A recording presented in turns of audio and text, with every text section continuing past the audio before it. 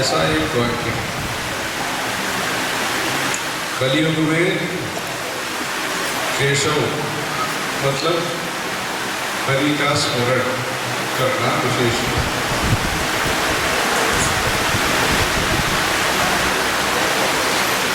1000 साल हवन करना, 1000 साल जाप करना या बहुत समय तक उपवास रखना,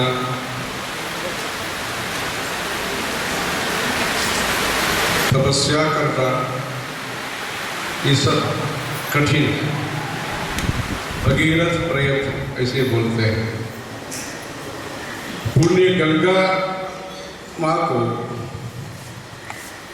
पुण्य नदी को इधर लाने में जितना कोशिश हुआ ये सब आप लोग जानते हैं, मतलब पुराणों के द्वारा। तो नहीं देखा, मतलब अनुभव से क्या बताया। आजकल हम देखते हैं ना, एक जगह से दूसरा जगह तक पानी लाने के लिए जितना कोशिश हम करते हैं, नल के द्वारा ही पानी लाने के लिए जितना कोशिश करते हैं, आकाश गंगा जहाँ तक, गंगा सागर तक जहाँ तक आई है, उसके लिए जितना मेहनत किया होगा,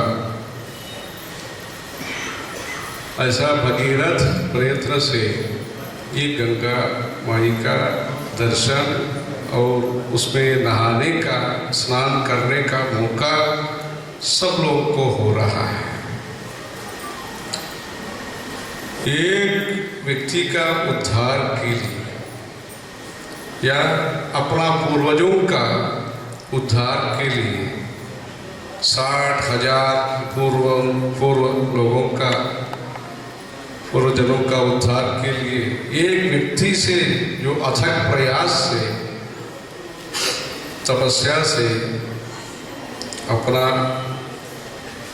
जो सुविधा है ये सब छोड़ करके, राजा होते भी तो गद्दी में बैठ सकते हैं। अगर गद्दी का ही इच्छा है, ठीक है, वो लोग चले गए, हमको ये तो दायित्व मिला है, मौका मिला है, कुछ भी हो, या सत्ता मिला है, कुछ करके बैठ सकते हैं।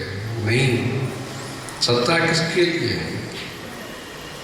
सत्काम करने के लिए, अच्छा काम करने के लिए, सत्कार्यक्रम करने के लिए है सत्ता, अपने के लिए नहीं। अपना भोग, अपना सुविधा सब छोड़ करके, दूर रख करके, अपना पूर्वजों का भी सद्गति मिलना है, उन्नति मिलना है। कपिल मुनि का वो शाप से ऐसे दुर्गति हो गया, उससे विमुक्त होना। इसलिए जो पुण्य गंगा है वो कपिल मुनि आश्रम जहाँ बंगाल में है, गंगा सागर तक आते, कपिल मुनि का शाप से जो भस्म हो गए, बड़े बड़े लोग घोड़े का दौड़ने के लिए जो गए, ऐसे पुण्य काम करना सबके लिए तो साधारण नहीं है। मनुष्यों का शक्ति तो सीमित है। आयु भी जो कहा है शास्त्रों में, सब पूर्ण आयु रहना भी अपने हाथ में नहीं है। कहा है इतना तक आयु है, कलयुग में इतना आयु है, कृतयुग में इतना आयु है, कुछ है। पूर्ण आयु होना भी, और पूर्ण आरोग्य से होना भी, और पूर्ण शांति से होना, सबके साथ अच्छा रिश्ता रख कर के रहना, जीना अपने हाथ में नहीं है। शतमानं भवति शतायुः पुरुषः शतेन्द्रियायुष्येवेन्द्रिये प्रतिष्ठति, ऐसे आशीर्वाद होता है। अपना संरक्षण के लिए भी आशीर्वाद होता है। सविता पश्चातात्, सविता पुरस्तात्, सवितोत्तरात्तात्, सविता धरात्तात्, सविता न सूत सर्वतातिं, सविता नो रासतां दीर्घमायुः। ये जो सविता है, सूर्य है, वो सब तरफ हमको पालन करना है, आगे भी करना, पीछे भी करना, पड़ोसी में भी, दोनों दोनों पक्ष में भी करना, ऊपर करना, नीचे करना, सर्व प्रकार के रक्षण होना, ये तो प्रार्थना है सब। ये सर्व प्रकार का रक्षण के लिए ये जो उपाय है वो धर्माचरण है। धर्माचरण से हमेशा के लिए हमको लाभ होता है, सबके लिए लाभ होता है। वैसे धर्म का धर्माचरण के लिए अपने लोगों ने ऐसा धर्म का प्रचार किया है। अपना धर्म में ये कहा है, उपनिषदों में कहा है, सत्यम वद धर्मं चर मातृदेवो भव पितृदेवो भव आचार्य देवो भव अतिथि देवो भव। ये कहा सत्यम वद, उसके लिए तो आप जानते हैं, हरिश्चंद्र कथा तो जानते हैं, इतना परीक्षण रखा है, प्रेम का, स्नेह का, दायित्व का, श्रद्धा का, अनुभव का, उस बीच में उस परीक्षण में वो उत्तीर्ण होकर ये हरिश्चंद्र का महात्म्य जानते हैं। धर्माचरण बड़ा बड़ा यज्ञ किया है। वहाँ एक जंतु, नकुल क्या बोलते हैं, सांप का वो खिलाफ लड़ती है, लड़ता है, मंगूस, वो गई। वहाँ जाने के बाद क्या हुआ, उसका शरीर में आधा सोना हुआ। एक बार सुविधा मिल गया तो वो सुविधा को कायम रखने में और पूर्ण सुविधा के लिए मनुष्य प्रयत्न करता है, या जानवर भी प्रयत्न करता है। जब तक सोना नहीं हुआ अपना शरीर, तब तक सामान्य जंतु की दृष्टि से ही उसका व्यवहार था। पर आधा होने के बाद ठीक है, ये तो हमको लगता है क्या है, अपमान भी लगता है, गौरव नहीं लगता है हमको। आधा शरीर सोना हुआ ये ऐसे गौरव नहीं लगता, क्या है, तो पूरा नहीं होने से हमको अपमान है, या अपना काम पूरा नहीं हुआ। इसलिए कोशिश तो किया, और कहा ये यज्ञ होगा, हवन होगा, धर्माचरण कहाँ होगा, जहाँ हम जाने से बाकी जो रह गया है वो शरीर का आधा भाग वो भी पूर्ण सोना हो जाएगा। इसलिए कोशिश किया है, नहीं हुआ। अनेक स्थानों पर भ्रमण करते करते भी ये जो कामना है वो पूर्ण नहीं हुआ। जहाँ हुआ पूर्ण, एक गरीबी का घर में, जहाँ जो अन्नदान करते थे, अन्नदान में क्या है, को तो सुविधा नहीं था, भूख था, बच्चों को भी भूख था, वो लोग भी अपना जो भाग है, जो दिया है, हाँ, उसको जो त्याग का जो उच्च निष्ठा है, उच्च कोटि का जो त्याग जहाँ देखा, उस स्थान पर ये जंतु जाने से वहाँ ये जो बाकी जो रह गया वो पूर्ण हुआ। इसलिए जो त्याग परंपरा है, भारत का जो परंपरा है, त्याग परंपरा है। गरीबी भी त्याग करता है, अनपढ़ भी ज्ञान देता है। अनपढ़ मतलब अक्षर ज्ञान जिसका नहीं है वो भी ज्ञान देता है, अद्वैत साधना का अनुभव देता है। मतलब अक्षर ज्ञान दूसरा है, अनुभव ज्ञान, अनुभूति दूसरा है। ये सब जो ज्ञान है वो संतों के द्वारा प्रचलित हुआ है। उसमें जो अपना महाराष्ट्र प्रदेश है वो संतों का स्थान है, और भगवान का भी 8 जो गणेश जी का तीर्थ स्थान है वो भी अष्टविनायक का भी है। वैसे 5 ज्योतिर्लिंग का भी स्थान है वहाँ। एक राष्ट्र में ही इतना एकत्रित होना तो पूर्व पुण्य का बात है। वैसे अनेक नदियाँ हैं, कृष्णा, चंद्रभागा, भीमा, गोदावरी, ये सब है, अनेक नदियाँ हैं। संतों का बहुत वहाँ पदार्पण और प्रवचन और सत्संग, ये बहुत कुछ हुआ है वहाँ।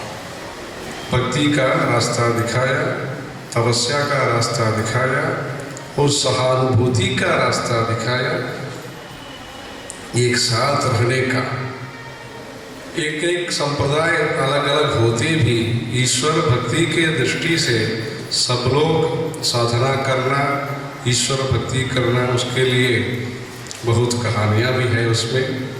वैसे जो महाराष्ट्र प्रदेश से आज जो को एग्जिस्टेंस बोलते हैं, एक साथ रहना, विभिन्न धर्म के लोग एक साथ रहने का आज होता है, उद्गार तो होता है, चेतावनी तो देते हैं। पर बहुत साल पहले ही महाराष्ट्र में संत लोगों ने आत्म साधना करना, शम दम तितिक्षा के साथ रहना, त्याग करना, अपना मन से विशाल दृष्टिकोण रख कर के सबका मदद के लिए काम करना, ये जो उपदेश है वो गरीबी तक, खेती वालों तक पहुँच जाए। अनेक समाज से उत्पन्न होते भी बहुत लोग वहाँ ऐसा वो धर्म का धर्माचरण के बारे में और गीता का सार, भगवत गीता का जो सार है, शंकराचार्य जी ने जो कहा है, भगवत गीता किंचित अधीता, भगवत गीता का पठन पाठन होना, ये शंकराचार्य ने कहा। उस भगवत गीता का जो सार है, भाव है, भावार्थ है, तात्पर्य है, उसको मातृभाषा में, मराठी भाषा में, वो जो जिस भाषा के बारे में वो प्राकृत संस्कृत ऐसे कहा जाता है, वैसे वो तो संस्कृत का निकटवर्ती भाषा जो है उस भाषा में अनुवाद किया है, वो गीत के रूप में भी दिया है, जिससे संकीर्तन भी हो सकता है, अनुसंधान भी हो सकता है, याद भी हो सकता है, धारणा भी हो सकता है, चलते भी हम पाठ कर सकते हैं। वैसे जो सुलभ रीति से उत्तम तत्व को प्रचार किया है, सरल भाषा में किया है, संगीत के साथ किया है। ऐसे नाम जाप करने का ये जो प्रचार है महाराष्ट्र में जो किया, वो तो भारत के लिए ही एक प्रसिद्ध धर्म का संदेश है, नामाचरण करने का। और लोगों ने, बहुत लोगों ने किया है। तमिलनाडु में भी नायनमार, आळवार, इन लोगों ने किया है। तेलुगु में काफ़ी लोगों ने किया है, अन्नमाचार्य और भद्राचल रामदास, ये और लोगों ने किया है। कर्नाटक में भी किया है। दासबोध, मतलब दासर बोध, इधर तो दासबोध है ना, मनाते इस वक्त दासबोध इधर। वैसे उत्कल में किया है। वैसे बंगाल में तो नाम जाप का तो प्रसिद्ध अभियान भी हुआ है। प्राग्ज्योतिष जो कामाख्या है, कामरूप है, पूर्वोत्तर प्रदेश, वहाँ शंकरदेव, माधवदेव करके संत लोगों ने नाम का प्रचार किया है। मीरा भाई वगैरह ने उत्तर में किया है। जो नाम जाप का और संतों का वाणी का जो प्रसिद्ध प्रचार है, वो तो महाराष्ट्र में हुआ है। अपना परमाचार्य जी, गुरु जी का गुरु जी, इनका समाधि स्थल आप लोगों ने दर्शन किया है। उन्होंने 30 साल पहले वो कांचीपुरम से शुरू करके आंध्रा, कर्नाटक होते हुए वो महाराष्ट्र आ गए। 11 महीना सातारा में उनका निवास हुआ है, पदयात्रा के रूप में। उसके बाद वापस आंध्रा आते, तमिलनाडु, इधर आकर 5-6 साल का प्रवास।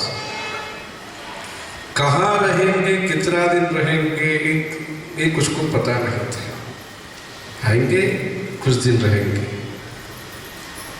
या काफ़ी दिन रहेंगे, आते ही चले जाएंगे। जो का पंढरपुर में उन्होंने चातुर्मास भी किया है, इसलिए हमने एक सुझाव दिया था। आप सब तीर्थ यात्रा के सिलसिले में इधर आए हैं, ठीक है, महाराज जी तो वहाँ चातुर्मास का अनुष्ठान किया है पंढरपुर में, इससे तो नाम का जो संकीर्तन है वो इधर हो तो उनका भी अनुग्रह आशीर्वाद ज़्यादा आप लोग ले सकते हैं। आपको भी क्या क्या है, तीर्थ स्थान करते समय आपका भी मन में एक संतोष होगा।